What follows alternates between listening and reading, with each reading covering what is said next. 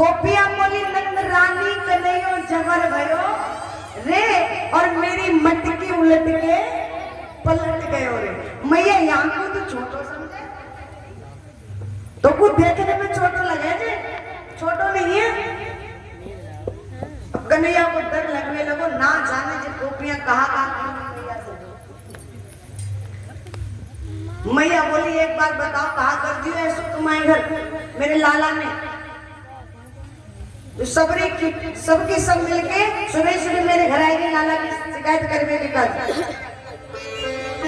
गोपियां बोली मैया बताओ मैया बोली बताओ कहाँ कर दियो। एक गोपी बोली मैया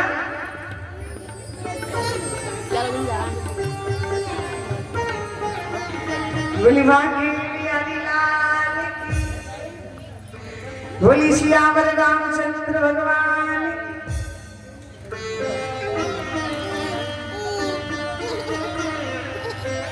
बोली मैया ये हमारे घर जाके माखन को खा के आ गए।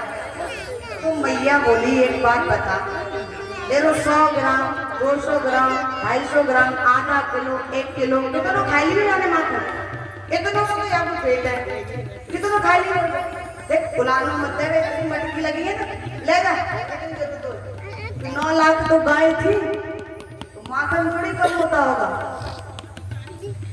गोपी बोली भैया तुम नाराज मत हो देखो यू खावे तो मने नहीं है यहाँ पे पर ये ऐसे थोड़ी खावे। मैया बोली कैसे खावे बोले ये ग्वाल वाल मंडली के साथ जाके खावे और खावे सो खावे जमीन पे अगर खाए लेवे तो कोई बात नहीं भाई खाता है पेट में खाता है लेकिन खावे सो खावे जमीन में खाता तो है ही है लेकिन उससे ज्यादा जमीन पर गिरा देता है। अब बताओ भैया और अकेला नहीं खाता ग्वाल वालों को ले जाकर खाता है। मैया ने कहा अरे लाला तेरे घर माखन नहीं होता और देख अगर ऐसे माखन की चोरी करेगा ना तो गोपियां ना ये तेरी बुआ बहू नहीं मिलने वाली है तो ध्यान रखिएगा नहीं। मैया मैंने कचूने की सबरी गोपियां झूठ एक बोली अच्छा बड़े सीधे बनो। मैया बोली तू काय को बोल रही तेरे घर क्या करे आए। मैया मेरे घर जाएगी जो गाय के नीचे बछड़न को खोला हुआ सब। मैया बोली दानी के तू काम ही तो करे भाई गाय के नीचे बछड़न को खोले तो तेरे हाथ ही तो बटवावे। अरे मैया ऐसे थोड़ी खोले है दूध काढ़वे तो पहले ही खोले आवे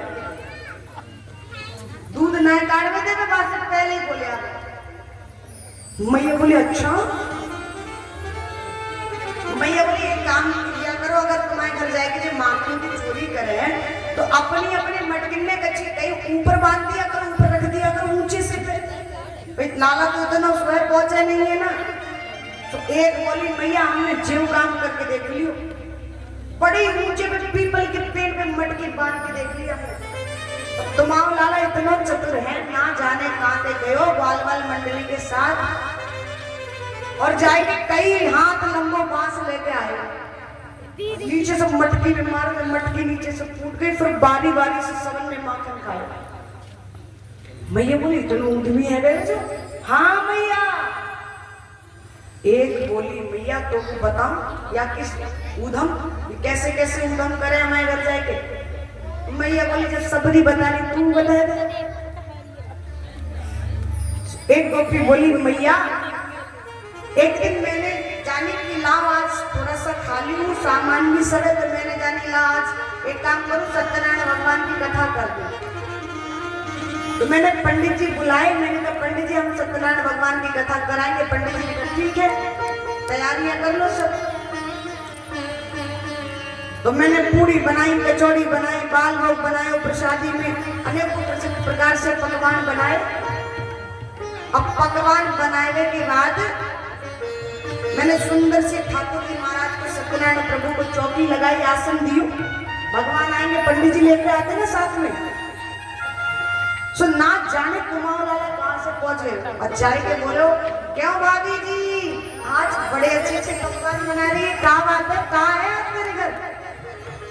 मैंने की लाला देख मेरे घर आज सत्यनारायण भगवान की कथा है। तुम मुझसे बोलो कि मोकू नहीं खवा गई कछु, ये आवाज तो नहीं। मैंने कहा कि हाँ लाला खवाऊंगी, बिल्कुल चिंता मत करे, पर पहले भगवान को भोग लग जावे, वो आके बाद में तो तुम मुझसे बोलो ना ना मैं तो अवई दे दे मोकू। अब मैया ये बताओ, जब तक सत्यनारायण भगवान को भोग ना लगे, पंडित जी प्रसाद ना पावे, वहां से पहले ही आपको खवा देते। तो मैंने या कुछ समझाया, जब नहीं माने बार बार मुझसे मांगे हैं, तो मैंने फटकार लगा के भगा दिया, जा मैं तो नहीं बता कहाँ करेगा, तुम कर मिले तो कर लियो। अब मोकू का पे तो ये चलो गए। अब मैं तो अपने काम में लग गई, पंडित जी महाराज की आईवे की तैयारी में लगी। मैंने कि आते होंगे तो तैयारी कर लूं सब। मुझे लाला ने कहा कि हो ना जाने कहीं से जाके कोई कुतिया के बिल्ला पकड़ा, और जो मैंने सत्यनारायण भगवान की चौकी लगाई वहां पे बिठाई दी। अब खिड़की में जाके मोते बोलो, दरवाजा लॉक कर दियो वहां पे, जल्दी से आईना जावे पीछे, और खिड़की में से बोले हो भाभी जी। मैंने जाने जाने कहा बात है, हाँ लाला क्या बात है? बोले बात कुछ ऐसी है कि तुम्हारे घर भगवान आ गए, सत्यनारायण भगवान। मैंने कि कहा लाला? मैंने सोचा पंडित जी लाए होंगे। मैंने कि कहा कि चौकी पे बैठे दर्शन करने जाएंगे। अब मैं जैसे ही गई महाराज, मैंने देखो कुतिया के पिल्ला बैठे। मैया बोली ऐसे काम करते हैं, गाड़ी के दो को लिहाज ना है, ऐसे काम करे तो जा जाएंगे। अरे भैया मैंने कचूरे की सबरी झूठ बोल रही है, मिल के आई है, इकट्ठी है क्या आइए पिटवाए देने का। दूसरी बोली अच्छा अच्छा झूठ बोल रहे हैं तुमको। मैया आपको अपने घर की कहानी बताओ तुमको। मैया बोले तुम बता दे, सबरी बता रही। हाँ तो बोली मैया तुमको पता है हमारे पतिदेव को जन्मदिन मनावे ना सब। अच्छा तो पैसे की व्यवस्था ठीक ठाक है जावे तो दो चार मेहमान को बुला लेवे, और ना हो तो छोटे मोटे मना लेवे। तो मैंने भी कि लाओ इस बार थोड़ी व्यवस्था ठीक है तो दो चार मेहमानों को बुलाए ना। तो मैंने मेहमानों बुलाए और जन्मदिन की तैयारी है लगी। तो पूरी कचौड़ी रसगुल्ला बालू शाही सब कुछ बनाए। तुम्हारा लाला पहुंच गए, मुझसे बोले भाभी जी आज तो तुम्हारे घर बड़े नए नए मेहमान आए, कहाँ बात है आज कहाँ है तुम्हारे घर? मैंने की लाला आज हमारे पतिदेव को जन्मदिन है। अच्छा तो तेने सब मेहमान बुला लिए सवरे, पर तूने मोकू निमंत्रण नहीं दियो। अरे लाला देख मैं भूल गई, देख लाला तेरी दावत है ठीक है, शाम को आइयो और खाइए। और मैंने यहाँ पे कह दी अगर मैं भूल जाऊं तो आए के खाइए। कई बार ऐसा होता है कि जब उत्सव ज्यादा बड़ा होता है तो एक दो व्यक्ति जो है स्मरण में नहीं रहता, भूल जाते। तो मैंने कह दी कि लाला अकेली हूँ करने वाली, अगर भूल जाऊं तो आए के खा जाइए। मैं तो काम में लगी, मेहमान इतने आए, तुमको तो पता है सास ननद कोई है नहीं, सबरो काम मुंह में पड़ गए। मैंने सबको खिलायो पिलायो महाराज, तुम्हारे लाला को बुलाए वो भूल गई। हम जन्मदिन में केक वेक तो काटे, सब काम हुए और खाए पी के सब लेट गए। और मैंने बड़े अच्छे से दरवाजा लॉक किया, बड़े अच्छे से खिड़की लॉक की। और तुमको पता ही है गर्मी में जब पूरी कचौड़ी खाने तो रात को प्यास लगे। अच्छा आलू वाली खाने तो ज्यादा लगे, दाल वाली में इतनी ना लगे। तो समझ में लगे ना बाबा, आलू की कचौड़ी गर्मी में खाओ तो कितनी प्यास लगे, और दाल वाली में तुम तो ऐसे जानो अपने को खाए ही ना है कुछ में, सब जाने हमें। तो महाराज कचौड़ी बनाई, पूरी कचौड़ी, गर्मी का समय, अब हमने पूरी कचौड़ी खाई तो रात को लगी प्यास। अब हम और हमारे पतिदेव सोए, तो याने कहा क्यों ना जाने कहां पे गए। और मैंने सबरे दरवाजे लॉक कर दिए, सबरी खिड़की लॉक कर दी, ना जाने कहां पे गए। तुमको तो पता हमारे पतिदेव की लंबी लंबी दाढ़ी है, इतनी इतनी, सोचे गए हो और जाए के हमारे पतिदेव की दाढ़ी में मेरी चोटी बांध दी। और रात को लगी प्यास, अब मैं उठी पानी पीने के काज, मुझको लगी प्यास तो मैंने बोला पानी पी ली।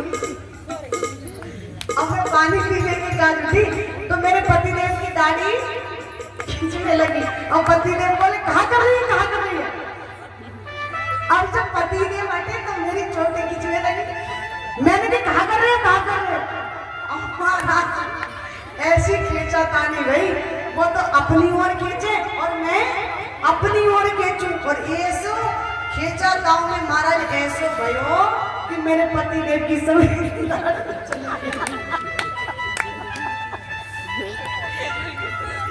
बोली अगर एकांत में बैठ के कन्हैया की लीलाओं पर स्मरण करो तो बड़ा आनंद है। ऐसा काम नहीं। मैया बोली लाला तू तो बड़ा बड़ा उधम करने लगो है, मुझको आज पता लगी तू इतना शैतान है जो इतना उद्यमी है जो। मैया बोली लाला बोलो मैया मैंने कछु नहीं की, सबरी झूठ बोल के आई है, पूछ लूं इनसे। अब तक तो कछु नहीं की, अब देखो करूंगा। अच्छा ऐसा नहीं कि भगवान नहीं जाते थे माखन चोरी करने, जाते थे। एक दिन भगवान बड़े चिढ़ गए, शिकायत करके आई थी ना, भगवान बोले तुम्हें ये देख लो है।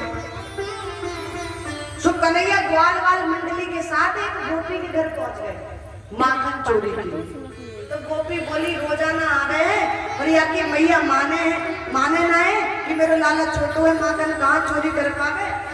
एक काम करो मटकी बांधी ऊंचे पे, और ऊंचे पे मटकी बांधी, बाकी बराबर से घंटी लटकाए दे। ऊपर चढ़ेगो माखन में मटकी, जब मटकी से माखन खाएगो तो घंटी बोलेगी, और जैसे घंटी बोलेगी तो मैं आपको पकड़ूंगी और अब जाके पीछे छुप गई कोने में। अब कन्हैया का तो काम था, कन्हैया ग्वाल वाल मंडली के साथ आए और महाराज आए के अब देखो तो आज तो गोपी ने बड़ा चतुर काम किया, ऊपर मटकी बांधी है। कन्हैया कम चतुर थोड़ी है, सबसे नीचे कन्हैया लग गए, क्यों घोड़ा एक के ऊपर एक, एक के ऊपर एक, ऐसे इस प्रकार से बारी बारी से सब ग्वाल वालों को माखन खिलाए, सबको खिलाए, पर घंटी नहीं बोली। अब लास्ट में किसका नंबर आया? ठाकुर जी का, मेरे लड्डू गोपाल का। अब प्रभु ने क्या किया, सबसे ऊपर स्वयं चढ़ गए और नीचे ग्वाल वाल। और जैसी माखन की मटकी में हाथ डाले हो, माखन निकाल के मुंह में दी, सोई घंटी बोल गई। कन्हैया बोलो सबने खायो तो नहीं बोली, जब मैंने खाया तब नहीं बोली। घंटी बोली क्षमा करें प्रभु, जब आप भोग लगाते तो ऐसा विधान है कि मुझे तो भजना ही पड़ता है, इसलिए मुझे बोलना। और जैसी घंटी बोली गोपी समझ गई कि नटखट निकली। आज तक तो रंगे हाथन पकड़ो है, तेरी मैया नहीं माने ना, आज देख लाला तेरी इतनी पिटाई कराऊंगी, जीवन में कहो चोरी नहीं करे। कन्हैया को लगा आज तो बिना पिटे बच्चों को। अब पहले तुम प्यार से काम निकालने लगे, देख गोपी ऐसा है, देख आज के बाद कदों नहीं आऊंगा, बस आज क्षमा कर दे, आज के बाद कदों तेरे घर के आसपास नहीं भटकूंगा। बोली बाकी बिहारी लाल की, बोली राधा रानी सरकार की। अब गोपी बोली नहीं नहीं नहीं लाला मानूंगी बिल्कुल नहीं, तूने मुझको बड़ो परेशान किया, अपने मैया के सामने बड़ा सज्जन बने है तू। कन्हैया को लगा कि ऐसे तो मान बेवारी है नहीं।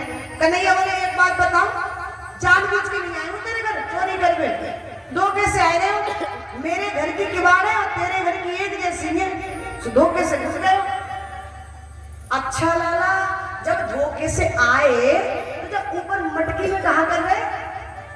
अरे गोपी जो पूछ में वही बात है, मेरी मैया ने हाथल में कंगन पहना दिए ना, इनसे बड़ी जलन हो गए, तो मैंने जानी ला माखन की मटकी में डाल दूंगा तो थोड़ी शीतलता ठंडक मिल जाएगी, या की वजह से ऊपर चढ़ गए हो। गोपी बोली अच्छा और बताओ तेरे अगर माखन में चेटी है नहीं तो वह बीनन लगो मैं किला बीन दूं चीटिन में। गोपी बोली कि जब चीटिन को बीन गए तो सरकार तुम्हें मुंह पे क्यों लगो है? अरे बाबरी जो पूछ भी वही बात है। चैटिन ने बीनने निकालने तो हाथ सन गए और महाराज खुजली पड़ी मुंह में तो यूं बुझा लियो तो थोड़ा बहुत माखन यहाँ लगे मुकार गंड पे यूं पूछ भी वही बात है। गोपी बोली बहानों कितने को ना आज तो कुछ छोड़ूंगी कस के अंगुली कलाई पकड़ ली ठाकुर की। अब कन्हैया बार बार निवेदन करे एक आज छोड़ दे आज के बाद करो नहीं आऊंगी। बोली बांके हरिलाल बोली श्याम रामचंद्र भगवान की जय। आज के बाद कहो नहीं आऊंगा। गोपी बोली अच्छा किसी व्यक्ति की चोरी पकड़ो और वर्षों बीत जाए चोरी पकड़ने में ना आवे और अचानक पकड़ने में आ जाए तो कितनी प्रसन्नता होती है। बोले नहीं आज तो तुमको मैया के पास ले जाके रखो। अब कस के हाथ पकड़ लियो। अच्छा घूंघटा लगाने की तो रिवाज थी ना सासू मैया ऐसे निकलने ना दे तो यहाँ तक घूंघटा लगा। देखिए पहले माताओं की जो साड़ी हुआ करती थी वो साड़ी कितनी मोटी होती थी इतनी मोटी होती थी कि जब माताएं घूंघट लगाकर चलती तो सामने का कुछ दिखता नहीं था। पर आज के समय में तो घूंघटा लगा ले और सामने देखो पूरा सीरियल चलते हैं। देखो क्षमा चाहते वैसे एक बात बताऊं बाबा गलती इन माताओं की भी नहीं है ना गलती इनकी भी नहीं है भाई गलती तो कंपनी वाले की जो ऐसे वस्त्र बनाता है ना। आप कितनी प्रसन्न है अगर इनकी कमी निकाल दे तो 2 दिन की कथा है ना बस गड़बड़ हो जाएगी। बोली माँ के बिहारी लाल की तो इतनी मोटी साड़ी पहनती थी पहले की माताएं आती थी साड़ी की सामने का नहीं दिखता था। अब कन्हैया को कस के पकड़ा और खींच कर चले जा रहे थे। आज नहीं माने तो जो लोग वृंदावन गए उनको पता है कुंज गली कितनी पतली पतली है। तो कुंज गलियों में निकल के जा रही थी गोपी कन्हैया बोले जी ऐसे मानेगी ना और आज तो मैं रंगे हाथ में पकड़ो गए हो आज तो पिटूंगो जरूर। कन्हैया बोले ले तू ना मानेगी तो तुमको देखो। सो कन्हैया ने कहा क्यों वो गोपी को ना एक देवर हो छोटे सो कन्हैया के बराबर बालकन में खेल रहे हो कुंज गलियन में। सो कन्हैया इतने चतुर थे। अच्छा वो गोपी की एक ही बात दिमाग में थी कि मैं तुमको मैया के पास ले जाऊंगी और कोई बात थी नहीं दिमाग में खींचते हुए ले जा रही। सो कहा कियो धीरे से अपन हाथ खिसकाए के और वह देवर के हाथ पकड़ को बस कर बोलियो मत अगर बोल गए हो अब मिलेगा तो इतना पीटूंगा तो हाँ अब आपको डर लगो कन्हैया बड़ो चतुर है अगर मैं बोल गए हो तो बाद में मिलेगा तो इतनी चटनी बनावे छोड़े। सो धीरे से हाथ अपनों निकालो वहां को पकड़ के वके हाथ में दे दे देवर। अब आपको तो एक ही रट लगी आज नहीं मानू वो देवर भी सोचे ना जाने ये भाभी को काहे वो बावरी है कि कहां ले जा रही हो और दूर से दरवाजे पर नहीं पहुंची मैया को बोली मैया ओ यशोदा मैया। अच्छा कन्हैया इतने चतुर निकले अपना जाके दूसरे दरवाजे से कच्छ में सोए गए। तब मैया मुंह को पिटाई वे देख लेगी मेरे लाला तो सो रहे हो जाए आवाज लगाई मैया बोली कहा बात है आप कहाँ है गए। देख मैया आज तू माने नहीं है ना आज तेरे लाला को रंगे हाथ में पकड़ के लाई। मैया ने देखी बाबरी है गई का मेरो लाला मैं अभी देख के आई हूँ मेरा लाला कमरा में सो रहे हुए। मैया देख तेरे लाला को लेके आई है। मैया बोली तेरा घूंघट हटाइयो बोलो घूंघट तो हटा। अब जैसे ही घूंघट हटायो तो हाथ में देवर को बोली मैया मैं सौगंध खाई के कह रही हूँ पकड़ो तो तेरे लाले को हाथ है ना जाने या देवर को हाथ मेरे हाथ में कैसे आ गया।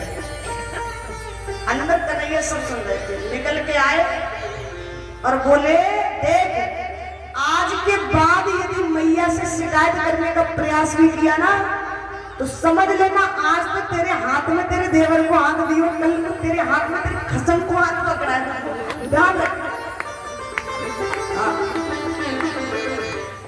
तो ऐसी भगवान ने लीलाएं की। बोली बाके बिहारी लाल की, बोली सियावर रामचंद्र भगवान की।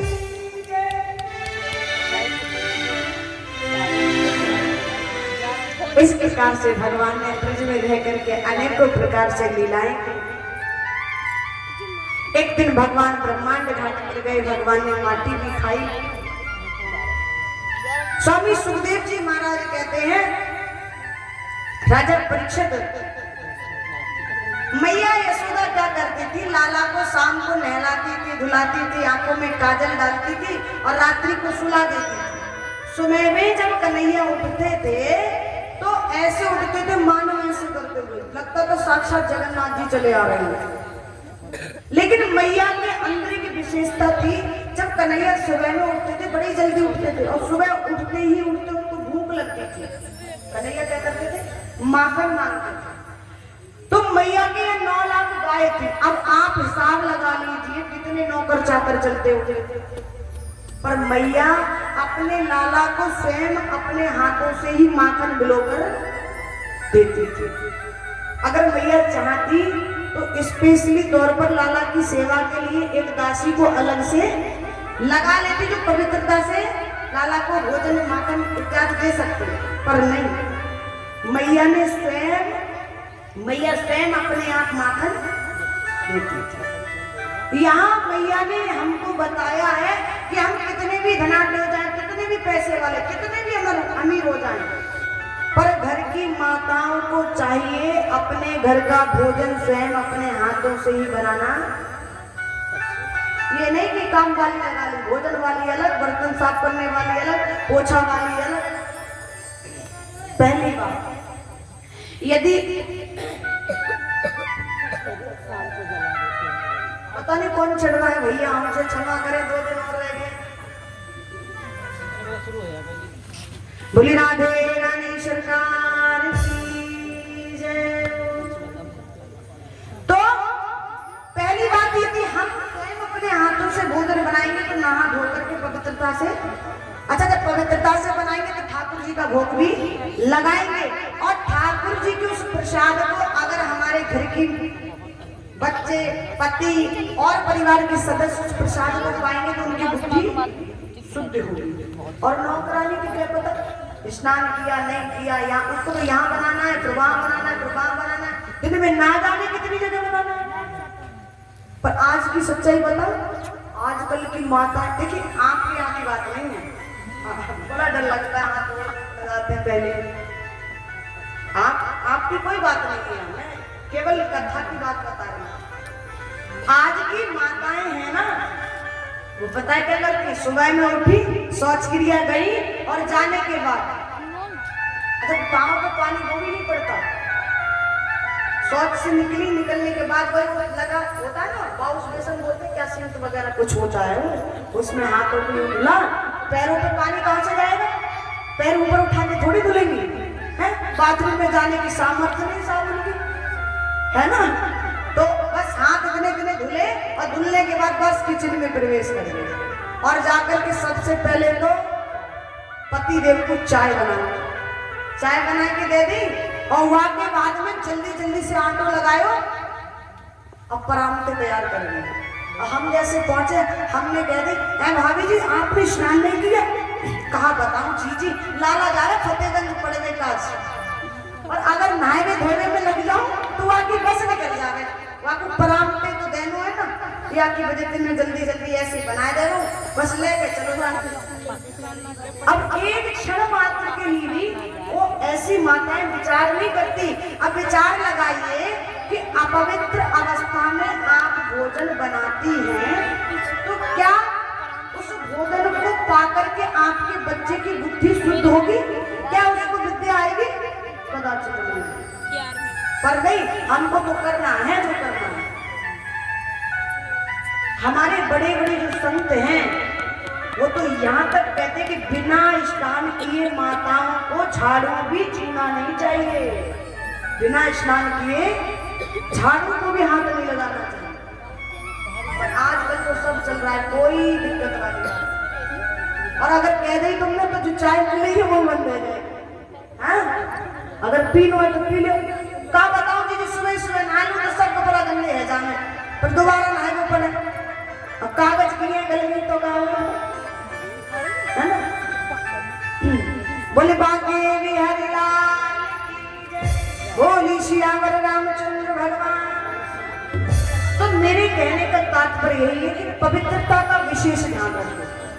पवित्रता का, अगर पवित्रता आपके घर नहीं है तो फिर सुख संपत्ति वैभव कुछ नहीं होगा, मेरे गोविंद का भी वास नहीं होगा। तो मैया सुबह में जल्दी उठ करके माखन मिलोती थी कन्हैया को। एक दिन ऐसा हुआ मैया जल्दी नहीं उठ पाए, कन्हैया जल्दी उठ गए। कन्हैया को लगी भूख, बोले मैया मुझको तो माखन चाहिए। तो मैया माखन मिलोगे। अच्छा पहले माखन की वो नहीं चलती थी, मटकी में मिलोते थे चला के, और आज के समय में तो मशीन चल गई है, लगाओ और फटाक से माखन तैयार। पर पहले तो कई घंटे ही चलाना पड़ता था तब जाकर माखन निकलता।